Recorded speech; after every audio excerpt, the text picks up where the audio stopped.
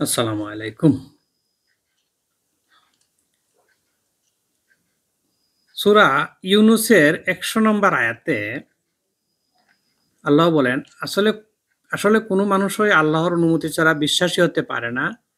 আর যারা তাদের সহজাত বিচার বুদ্ধি প্রয়োগ করে না, আল্লাহ তাদের উপর অবিশ্বাসের অপবিত্রতা ছড়িয়ে দেন। কি বুঝলেন? এই আয়াতে আল্লাহ আমাদের একটি গভীর সত্যের দিকে দৃষ্টি ফেলেছেন।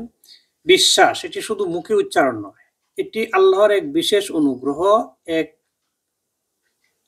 অর্থাৎ অনুমতি।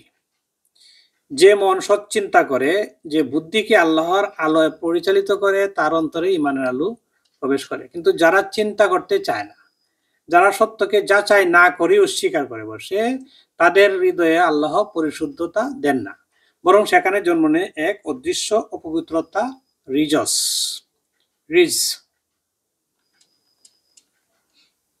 তো এই রিজ মানে কেবল নোংরামি নয়, এটি হলো মানসিক অন্ধকার, আত্মার বিকৃতি, যেখানে মানুষ সত্য মিথ্যার পার্থক্য বুঝতে পারে না।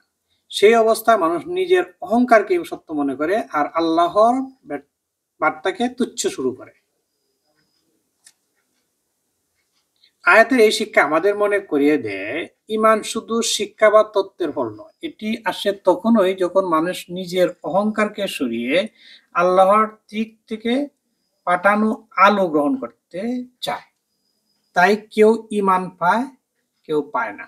এটা কোনো কাকতাল নয়। যে হৃদয় চিন্তা করে, বিনয়ী হয়, সেই পায় আল্লাহর ইজন।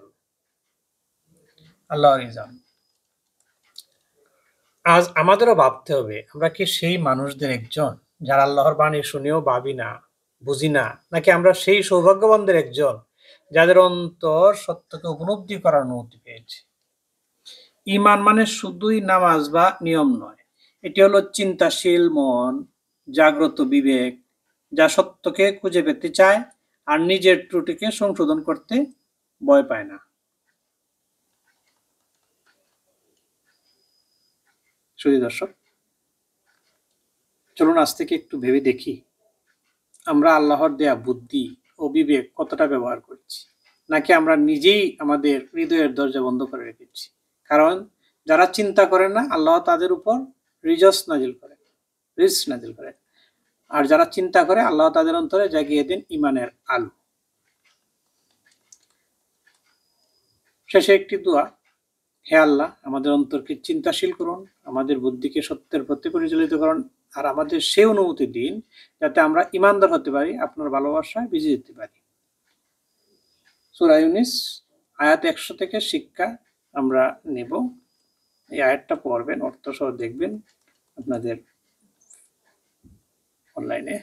ভালো থাকবেন, দেখা হবে পরবর্তী কোনো ভিডিওতে ইনশাআল্লাহ।